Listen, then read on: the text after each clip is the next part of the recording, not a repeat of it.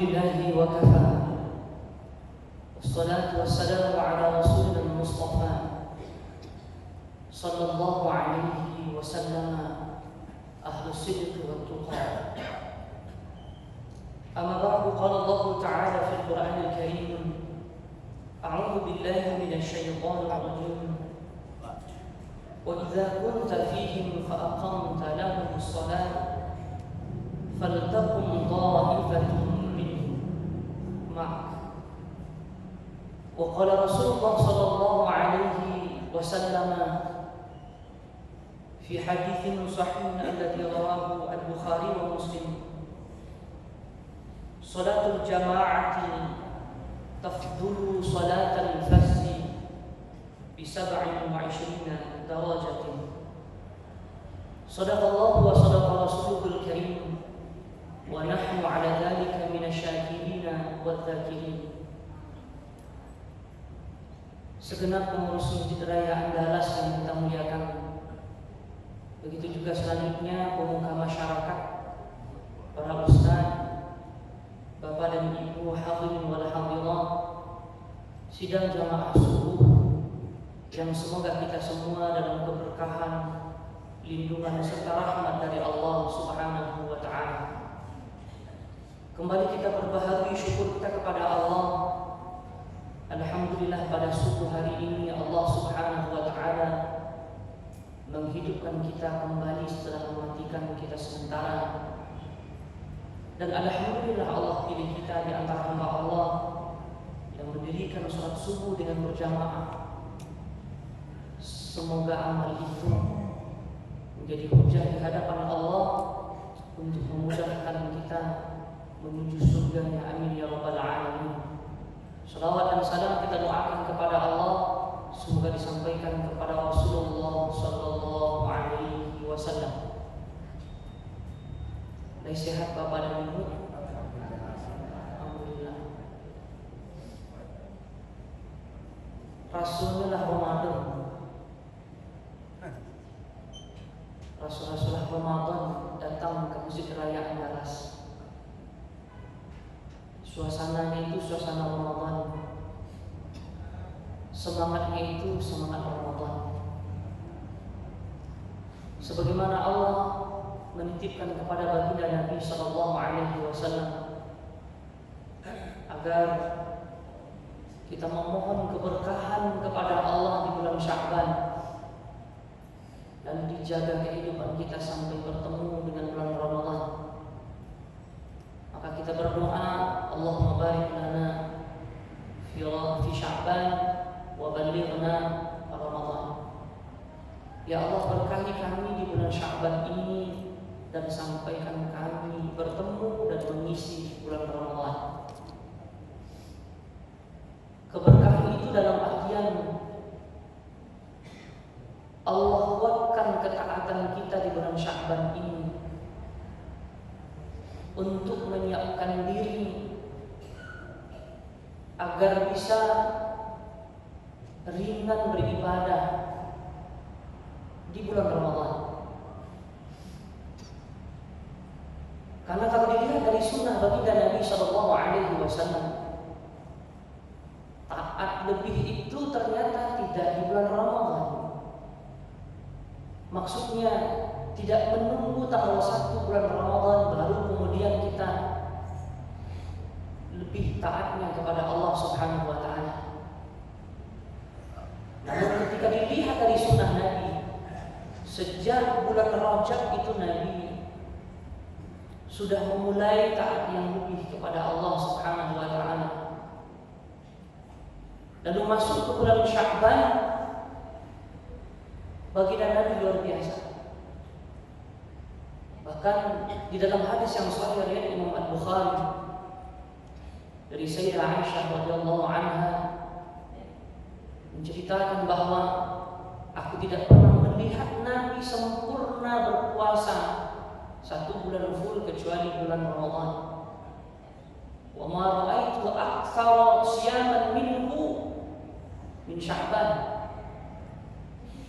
Di luar bulan Ramadan, bulan yang terbanyak Nabi berpuasa adalah di bulan Sya'ban. Bahkan Nabi SAW tidak hanya berkaitan dengan ibadah, hubungan kita kepada Allah semata yang harus ditingkatkan di bulan Sya'ban, tetapi baiknya hubungan kita terhadap sesama hendaknya tidaklah menunggu awal-awal Ramadan saja atau menjelang Ramadan saja, tetapi sejak Sya'ban baginda Nabi sudah mengingatkan hal itu. Dalam hadis yang sahih riwayat Imam Ahmad, Nabi SAW menyampaikan, Inna Allah la yattali'u fi lailatin nisfi min Sya'ban. Sesungguhnya di malam nisfu Sya'ban, malam yang ke-15 dari bulan Sya'ban, dia sudah lewat.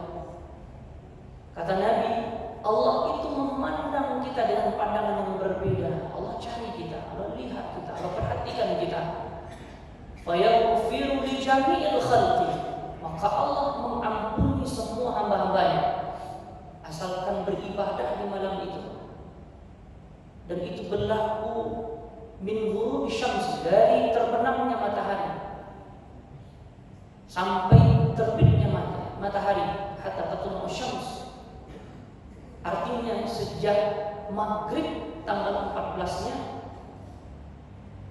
itu Allah Subhanahu wa ta'ala melihat kita berbeda.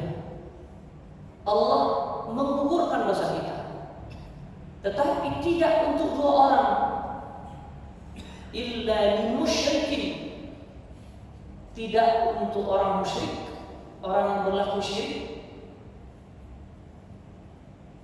au musyahin, dan tidak juga untuk mereka yang membiarkan hubungan tidak baik terhadap sesama. Beribadah pun kita di malam nisfu Sya'ban itu, tetapi kita adalah tergolong orang yang berlaku syirik, maka kita tidak digugurkan dosa-dosa kita. Begitu juga kita orang yang membiarkan hubungan yang tidak baik dengan sesama. Mungkin sedang tidak baik dengan ibu kandung sendiri, ayah kandung sendiri, saudara kandung sendiri, dan begitu seterusnya.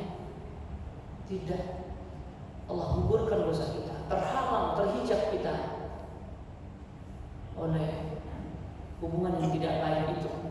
Artinya Nabi berpesan sejak malam sebelum malam nisfu Sya'ban, ayo perbaiki hubungan.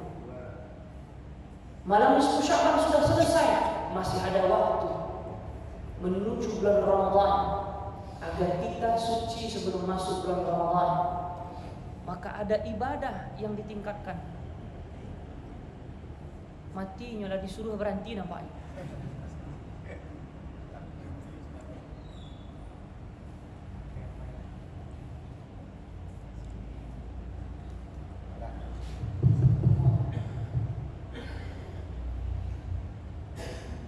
Artinya di bulan Sya'ban itu adalah momentum untuk meningkatkan kualitas dan kuantitas ibadah. Tidak menunggu satu Ramadan baru kita kurang tidur di malam hari. Tapi sejak bulan Sya'ban kita sudah mulai berlatih untuk sedikit tidur di malam hari. Karena kalau menunggu satu Ramadan, kalau bahasa kampung kami, takajui badan. Sehingga bulan Sya'ban lah untuk melatih diri agar terbiasa beribadah yang kita kerjakan di bulan Ramadan. Maka dengan harapan di satu Ramadan kita sudah melenggang sesuai, menikmati. Karena orang yang menyiapkan diri itulah yang akan lebih siap untuk mendapatkan keberkahan Ramadan. Tapi ketika menunggu satu Ramadan baru kemudian kita lebih taatnya kepada Allah, itu tahajud kadang-kadang di awal. Bahkan tidak sedikit, mungkin sampai sekarang masih ada istilah itu, puasa tua. Tanggal 1 Ramadan itu puasa tua sih. Jadi orang tidak kerajaan, kalau di kampung dulu tidak kerajaan. Tidak pergi ke parak, tidak pergi ke sawah, puasa tua itu latihan. Nah, istilah demikian ternyata tidak ada dalam sunnah baginda Nabi. Karena hendaknya kita sudah jauh-jauh hari menyiapkan diri mulai sedikit-sedikit tidur. Sedikit tidur, maaf, bukan sedikit-sedikit tidur. Kalau semata tidur itu banyak lalu. Mulai sedikit tidur, mulai mencoba banyak berpuasa agar kita terlatih, karena tubuh manusia punya siklus. Panjang mukadimah kita pagi hari ini. Kita lanjutkan kajian fikih ibadah kita Bapak dan Ibu melalui kitab Fiqhul Manhaj ala Madzhab Asy-Syafi'i pada pertemuan 2 bulan yang lalu. Karena sebulan yang lalu kita takziah, berarti sudah 2 bulan yang lalu kajian fikih ibadah kita sudah sampai kepada sujud sahwi dan sujud tilawah. Sujud sahwi, sujud karena lupa rakaat, lupa sunnah ab'ad seperti tahiyat pendek, lalu salah tempat yang harusnya Al-Fatihah di saat berdiri lalu terbaca di saat rukuk dan seterusnya.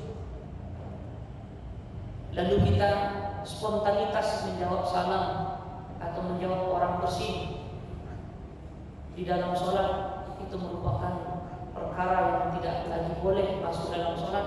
Tapi karena lupa, spontanitas terucap pada kita, maka ada sujud sahwi. Dan sujud tilawah karena sedang membaca atau mendengarkan Al-Quran yang sedang dibacakan, ada kata sujud, baik itu di dalam maupun di luar sholat, maka ada sunnah bagi kita yang sunnahnya luar biasa. Kata Nabi, inna syaitana yabki, ya'tazala syaitana yabki. Syaitan ketika melihat kita sujud, maka dia menangis, menghindar dari kita. Kenapa? Karena dia diperintahkan sujud oleh Allah, tapi dia terpungkar, dia tidak mau, maka neraka untuk dia. Dan kita umat baginda Nabi SAW disuruh sujud, lalu kita sujud, falahu al-jannah, maka baginya surga, kata syaitan. Maka di saat sujud itu syaitan tidak bisa mengapa-ngapa kepada kita. Oleh karena itu, kalau ingin menikmati sholat itu lebih dalam, lebih jauh, maka cobalah kita berlama dalam sujud, menikmati sujud itu. Karena syaitan dia tazala, syaitan itu pergi dari kita ketika kita sujud. Di saat kita berdiri, kita bisa menikmati sholat kita. Di saat kita ruku, kita bisa menikmati sholat kita. Tetapi yang paling nikmat itu adalah di saat sujud kita. Itu yang kita sudah bahas. Sekarang kita lanjut kepada poin besar berikutnya dari perkara sholat adalah sholatul jamaah, sholat berjamaah. Di dalam kitab Fiqhul Manhaj ala Madzhab Asy-Syafi'i, Bapak dan Ibu, hukum yang diistimbatkan di dalam Madzhab Asy-Syafi'i, sholat berjamaah itu adalah fardu kifayah. Fardu kifayah itu nilainya jauh meninggalkan sunnah. Secara hukum itu kan ada sunnah, kalau dibaca lagi ada sunnah muakkadah, ada sunnah ghairu muakkadah. Dari dalil yang ada dilihat oleh para ulama fikih, para ulama usul, bahwa dalilnya kuat, maka dikategorikan sunnah muakkadah. Nilainya pun lebih tinggi daripada sunnah ghairu muakkadah. Di atas itu ada fardun, ada fardu ain, ada fardu kifayah. Fardu ain itu wajib setiap orang mengerjakannya. Salat fardu ain bagi kita. Lalu ada fardu kifayah seperti menyelenggarakan jenazah, itu fardu kifayah. Artinya ketika sebahagian orang saja mengerjakan, maka dosa yang lain digugurkan, kewajiban lain digugurkan. Sehingga kalau dilihat pahala fardu kifayah lebih tinggi daripada ain. Karena kita menggugurkan tanggung jawab yang lain. Dan terkait dengan sholat jamaah ini diistimbatkan oleh Imam Asy-Syafi'i dalam mazhab Asy-Syafi'i fardu kifayah, tetapi li ahli al-baldah. Fardu kifayah itu untuk satu penduduk negeri, untuk satu penduduk kampung. Nanti kita bacakan dalilnya. Misalkan saya orang nama kampungnya Sumayan di 50 kota kecamatan Akabi dulu Suwayan, maka fardu kifayah itu batasnya satu kampung itu sesuai. Satu Suwayan itu sekitar ada 8 masjid, ada 5 musola. Andaikan di satu sholat, misalkan sholat asar, satu pun di tempat berjamaah yang disepakati tidak ada orang sholat berjamaah, maka seluruhnya kami di sholat itu berdosa, kecuali yang uzur. Itu makna fardu kifayah. Tapi ketika ada 1-2 orang saja yang mengerjakan sholat berjamaah di tempat-tempat berjamaah yang disepakati, bukan di rumah sendiri. Ada di rumah sendiri itu tidak masuk hitungan menggugurkan fardu kifayah. Yang masuk hitungan menggugurkan fardu kifayah adalah tempat sholat yang disepakati, tempat sholat berjamaah yang disepakati oleh masyarakat. Masjid, musola, surau, langgar, apa lagi istilahnya? Itulah tempat berjamaah yang disepakati, itulah yang menggugurkan fardu kifayah untuk satu penduduk kampung. Kalau ada orang yang lain sholat berjamaah di saat itu, tetapi di rumah sendiri, maka tidak menggugurkan fardu kifayah. Itu makanya sholat berjamaah itu ke masjid, ke musola, ke tempat yang disepakati lah nilainya yang paling tinggi. Memang kita bisa mengerjakan sholat berjamaah di rumah kita sendiri, 27 pahalanya iya, tetapi pahala fardu kifayahnya tidak dapat. Nah, dari mana dasarnya bahwa hukum sholat berjamaah itu dalam mazhab Asy-Syafi'i adalah fardu kifayah? Pertama dari firman Allah Subhanahu wa taala dalam surah An-Nisa ayat 102, "Wa idza kunta fihim fa aqamta lahumus shalah faltakum ta'ifatun minhum ma'ak." Apabila kamu berada di tengah-tengah mereka, di tengah-tengah mereka maksudnya ini adalah kondisi peperangan. Ini sholatnya sholat khauf, sholat berjamaah di tengah-tengah peperangan. Maka hendaknya faltakun ta'ifatun minhum ma'ak, sebahagian sudah mendirikan sholat berjamaah bersamamu, sebagian menjaga-jaga. Artinya Bapak dan Ibu, lain kecamuk perang itu, lain disuruh juga oleh Allah untuk mendirikan sholat berjamaah. Apalagi di saat tidak perang. Jadi ayat ini memberikan penegasan kepada kita bahwa secara maknanya di kondisi yang berkecamuk perang sekalipun, maka dirikanlah atau pertahankanlah sholat berjamaah.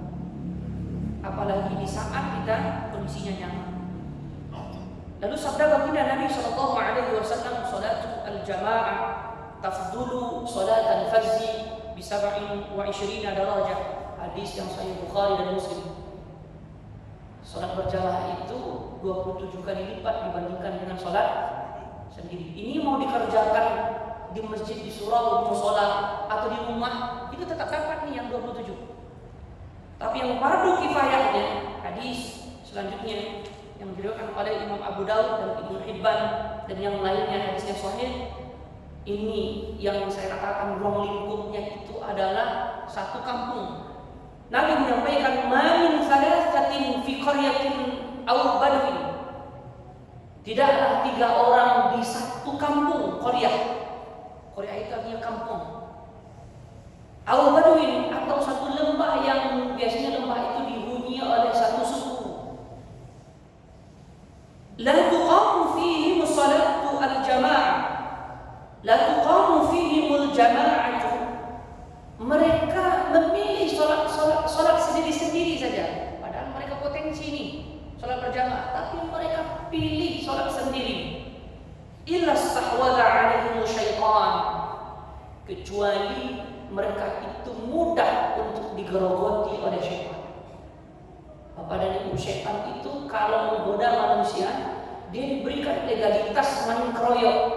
Kalau tidak salah dulu pernah kita menyampaikan kajian itu di sini. Bahwa syaitan itu boleh main keroyok. Main keroyok itu ajlib alaihim bi khaylika wa rajilika. Syaitan itu diperbolehkan bawa pasukan yang berjalan kaki atau yang berkendaraan untuk menggoda satu anak manusia. Artinya tidak 1 lawan 1, tidak 1 lawan 10, tapi 1 lawan prajurit yang pergi berperang. Maka itulah yang ditegaskan oleh Nabi, ketika yang dipilih adalah sholat sendiri, maka dia akan mudah untuk digerogoti, dikuasai oleh syaitan. Fa'alaika bil jamaah. Maka kata Nabi, fa'alaika bil jamaah, harus bagimu untuk sholat berjamaah.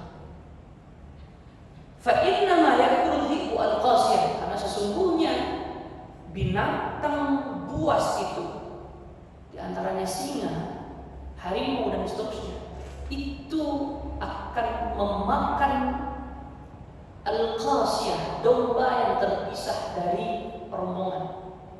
Bapak dan Ibu yang dimuliakan Allah Subhanahu wa taala, kami pernah melihat itu di video di YouTube. Ada segerombolan kijang yang mau menyeberang sungai. Ternyata ada seekor singa di samping sedang mengintip-intip, karena rapi barisan dari kijang tadi itu. Yang singa masih melihat-lihat aja tuh, masih mencari-cari jauh saya, menunggu ada satu yang terpisah dari kawan-kawan. Dan pas ketika ada satu yang terpisah saja sedikit tuh dari kawannya, udah dia mulai bergerak cepat untuk menerkamnya. Jadi binatang buas itu tetap ragu kalau masih rapi, meskipun yang dihadapinya hanyalah seekor kambing misalkan atau domba. Dia takut dengan kebersamaan. Maka Nabi menganalogikan syaitan juga begitu. Syaitan itu diperbolehkan mengkeroyok, tapi kalau kita lihat singa karena lebih banyak itu, ini seorang mengajak, jarang dia mengajak sama-sama. Tapi syaitan diperbolehkan menggerogoti kita secara bersama-sama. Tentu kemampuannya akan lebih luar biasa. Maka Nabi mengatakan orang yang sholat sendiri itu ibaratnya memisahkan diri dari rombongan. Istahwadha alaihi syaitan. Syaitan akan mudah mencakau, menggerogoti dan menggodanya. Nah, dari sini dasarnya kenapa fardu kifayah itu kemudian ruang lingkupnya adalah satu kampung, satu penduduk ini. Kalau kita di kota ini agak aman dalam persoalan ini, tapi di sebahagian daerah, sebagian kampung itu rawannya di sholat zuhur dan asar. Mereka yang ke ladang, ke parak, ke sawah, itu terkadang ada fenomena tidak ada orang yang sholat berjamaah di musajid, di surau musola. Kaedahnya ketika memang satu pun tempat-tempat berjamaah itu tidak ada yang sholat berjamaah, musajid, musola, surau, langgar, berarti seluruh penduduk negeri itu, kampung itu dapat dosa. Tapi satu saja masjid yang mendirikan sholat berjamaah, maka mereka mendapatkan pahala yang besar, pahala fardu kifayah. Jadi Bapak dan Ibu yang dimuliakan Allah Subhanahu wa taala, susah kita, sulit kita datang ke masjid ini untuk melaksanakan sholat berjamaah, di belakang itu ada pahala yang besar dititipkan oleh Allah Subhanahu wa taala. Bisa kita sholat berjamaah di rumah, tapi nilainya tidak sebesar, nilainya tidak menggugurkan fardu kifayah. Kami Bapak dan Ibu tausiah di satu masjid, lalu diceritakan oleh pengurus masjid di awal-awal Smart Surau yang programnya sholat subuh berjamaah itu diadakan, itu ada fenomena yang kenyataannya rata-rata begitu. Jadi ibu dan ayah yang tak biasa memusaji mantan anak, biasanya saya yang mengalah itu Bapak Ibu. Mantan anak memusaji, ibu tak terbiasa, ayah terbiasa udah memusaji. Saya yang ke mantan anak biasanya, ama-ama lah, pasti ibu-ibu yang mengalah itu. Jadi di momen pertama itu datanglah ibu-ibu mengantar anaknya sholat berjamaah subuh. Ikut sholat berjamaah karena di masjid itu dikatakan kalau tidak ada salah seorang dari ayah ibunya datang ke masjid, ini tidak di absen. Akhirnya datanglah ibu-ibu mengantar anaknya. Pas pulang jalan ke rumah, berceritalah ibu-ibu yang sama-sama lentar biasa ke masjid itu. Tidak sadar ternyata ada pengurus masjid di belakang. Aku cek ibu kok sampai ke bilu itu mereka. Ya, memang begitu karena belum terbiasa, dia jadi berat. Dan dalam agama kita berat itu harus dibongkar. Dan cara membongkarnya memang tidak ada lain kecuali memaksakan diri. Ada yang mengatakan, oh kok programku tidak kamu, Mas. Bapak dan Ibu, program ini layak untuk kita dukung. Sholat subuh berjamaah itu layak untuk kita dukung. Tidak apa-apa berat di awalnya. Tetapi kita manusia itu punya siklus. Biarlah 1 kali, 2 kali, 3 kali, atau seminggu bahaya. Tapi setelah itu kalau dah rutin dikerjakan, ini mulai itu tubuh kita punya siklus. Lah agak mulai agak ringan. Harapannya ketika itu dilanjutkan, lah tabiaso, jadi kebiasaan. Kalau dalam kaidah agama kita ada rahasia 40. Kalau sudah sempat 40 tidak berhenti, 40 subuh tak berhenti lah. Itu syaitan susah menggoda kita lagi. Syaitan susah untuk menggagalkan kita. Kalau tahajud sampai 10 malam tak pernah berhenti, itu syaitan tak bisa menggoda kita lagi. Sehingga ada kenikmatan. Dan ketika satu subuh saya awal tak sholat subuh, ada yang kurang. Itu yang diharapkan. Tetapi itu bisa insya Allah. Tidak masalah di awal-awal berat, tapi yang berat itu harus dibongkar dengan memaksakan diri. Karena terbiasa jago jam 6, ini jam 6 saja jago itu tadi. Untuk jago jam 5 itu butuh perjuangan kalau yang terbiasa. Dipaksa dulu sampai seminggu lah mau jago jam 5, itu dah mulai agak ringan itu. Lah mulai punya siklus tubuh kita. Itu yang diharapkan dengan program ini. Jadi layak kita dukung program subuh berjamaah itu. Harapannya anak-anak kita sudah terbiasa untuk bangun di subuh hari. Inilah Bapak dan Ibu kajian kita. Karena jam 6 sudah lewat dulu, biasanya jam 6 lewat seketiknya lah sudah. Hah? Ayo waktu lah deh. Ada Bapak dan Ibu yang bertanya. Tanya Cik Ustaz. Nah. Waalaikumsalam. Tentang salat berjamaah itu. Nah. Kan kita imam tuh. Gerakannya apa kita sama dengan imam menyebut atau imam selesai Allahu Akbar kita berdoa. Pertama. Nah. Yang kedua, kita akan salam. Assalamualaikum. Kita tunggu imam selesai dulu, baru silakan di belakang atau ke menghadap ke kanan atau tunggu dia titik baru kita bergerak. Nah. Jadi kita dulu Ustaz, terima kasih. Terima kasih Pak. Ada dua pertanyaan beliau. Yang pertama, kapan sebaiknya kita makmum bergerak? Apakah ketika imam sudah bergerak kita bergerak, atau bagaimana sebaiknya? Pertama, kita harus berhati-hati terhadap larangan dulu. Kalau terjadi larangan ini berarti merusak salat kita, merusak salat berjamaah. Larangan itu adalah jangan mendahului imam. Itu larangan. Bahkan diancam oleh Nabi, tidakkah takut orang yang berani mendahului gerakan imam itu, kepalanya dirubah menjadi kepala himar, atau suaranya dirubah menjadi suara himar. Pernah mencari himar Bapak dan Ibu? Kalau di orang Arab itu, himar itu adalah binatang yang wajahnya itu paling jelek, suaranya pun paling jelek.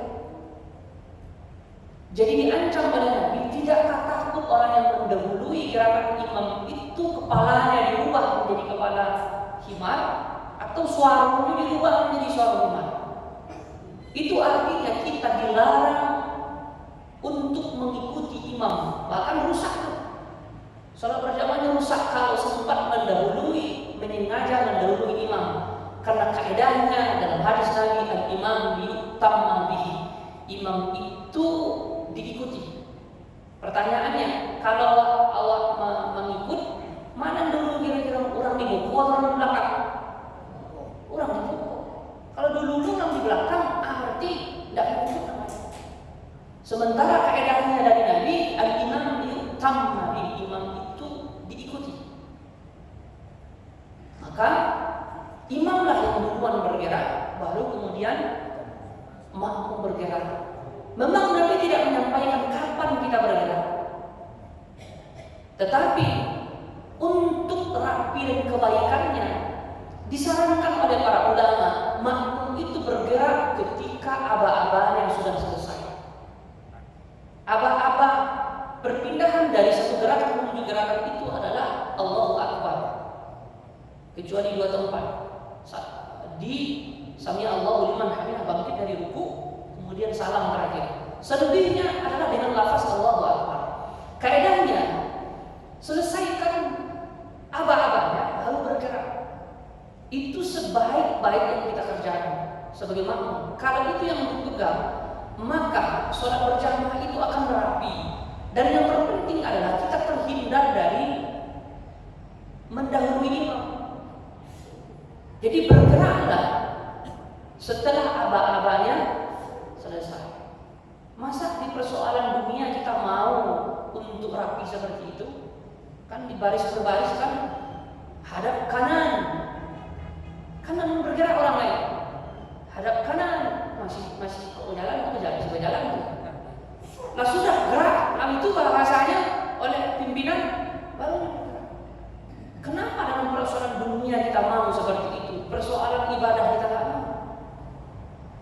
Sehingga yang terbaiknya adalah agar terhindar dari mendahului imam, agar sholat berjamaah itu rapi dan indah dilihatnya, kompak, maka bergeraklah makmum ketika aba-abanya sudah selesai. Aba-aba selesai itu barang selesai, Allahu Akbar, abar lagi itu kecil imam baru bergerak. Tak bersamaan kan? Maka itu tidak akan, itu menghindari akhirnya. Mana yang bersamaan saya lihat? Ya, bersamaan itu akan berpeluang mendahului imam ketika imam mikota biasa mengucapkan Allahu Akbarnya dulu baru dia bergerak. Karena ada imam yang seperti itu. Allahu Akbar, jadi mungkin mempertahankan mikrofon tidak ada mikrofon yang laki, mikrofonnya takak. Jadi Allahu Akbar diselesaikan, Allahu Akbar itu dulu barunya bergerak. Kalau di Allah awalnya langsung bergerak, itu orang yang tidak mencari imam pasti terobsesi untuk mendahului imam itu. Pasti dulu makmum itu bergerak ruku daripada imam. Nah maka untuk mengawal ini, sebaik-baik kita bergerak bagi makmum adalah ketika aba-aba imam sudah selesai. Lalu bagi imam, panjangkan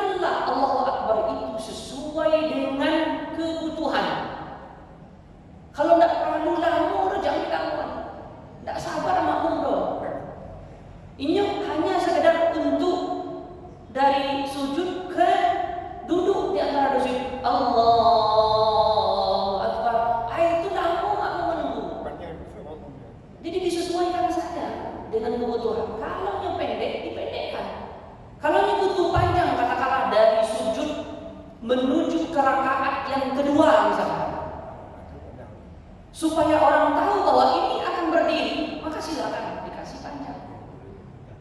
Tahu orang ini berdiri. Tapi kalau untuk tahiyat terakhirnya, kadang-kadang untuk imam karena berirama di Allah Akbar itu, untuk menghabiskan iramanya, Allah Akbar terakhir itu panjang loh untuk menghabiskan irama.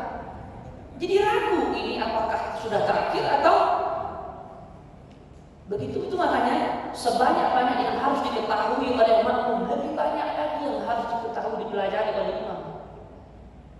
Makanya pelatihan itu pelatihan imam yang ada, pelatihan makmum ada.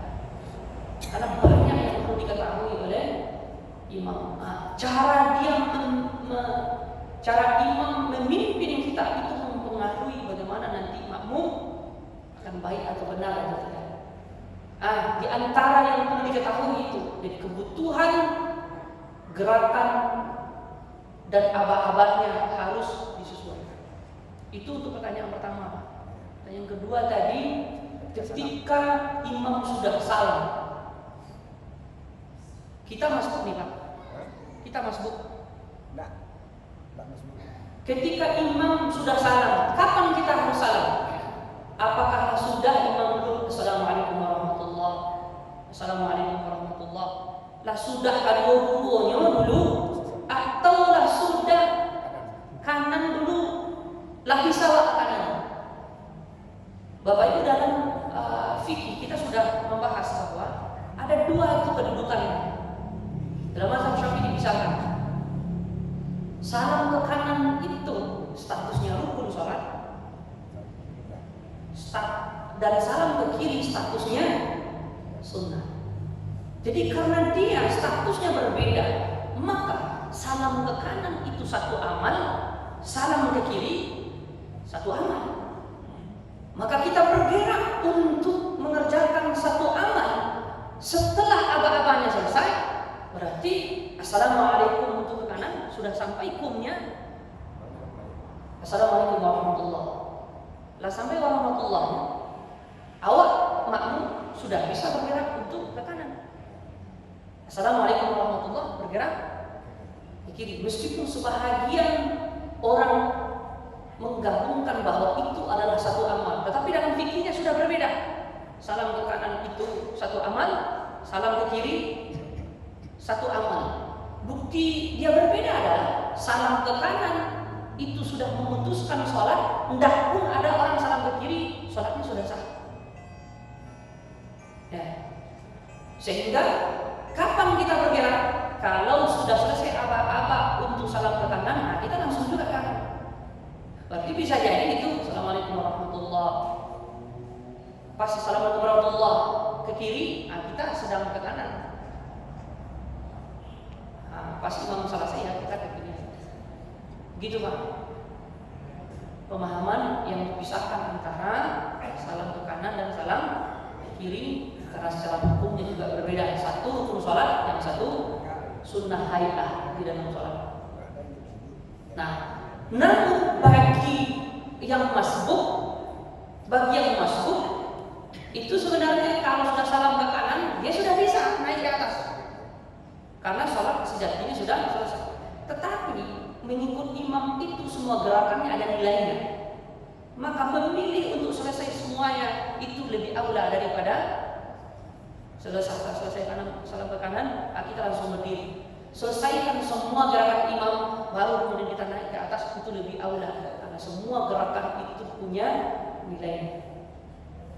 Nah, barangkali itu Pak yang bisa kami jawab. Masih ada atau cukup? Nah, kita cukupkan karena ini adalah pertemuan terakhir sebelum bulan Ramadan. Maka secara pribadi kami memohon maaf kepada Bapak dan Ibu lahir dan batin. Semoga kita suci sebelum masuk bulan suci. Lagi maafkan Bapak Ibu. Demikian saja kita akhiri dengan sesama. Kita akhiri dengan alhamdulillahirabbil alamin dan kafaratul majlis. Subhanallah wa bihamdika asyhadu an la ilaha illa anta astaghfiruka wa atubu ilaik. Wassalamualaikum warahmatullahi wabarakatuh.